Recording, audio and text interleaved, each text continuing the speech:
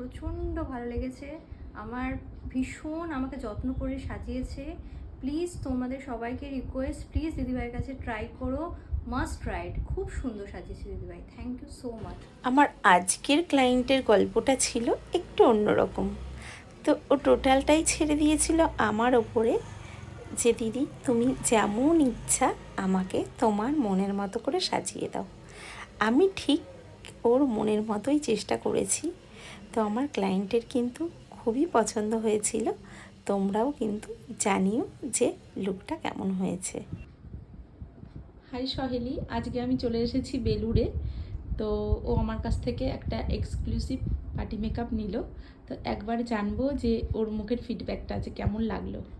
সহেলি একটু ফিডব্যাক দাও, কেমন লাগলো? দিদিভাইয়ের কাছে সেজে চেয়েছিলে পুরো সামন লুক পেয়েছো তো? যেরকম চেয়েছিলাম হেয়ার তার স্টাইল, থেকে অনেক বেশি সুন্দর করে দিদিভাই সাজিয়েছে। Hair style. প্লিজ যখনই তোমরা কোনো মেকআপ আর্টিস্ট সাজেস্ট করবে বা তোমরা ঠিক করবে, প্লিজ ওনাদেরকে সমস্ত কিছু করতে দেবে, তোমরা একদম স্যাটিসফ্যাকশন সমস্ত কাজ পাবে।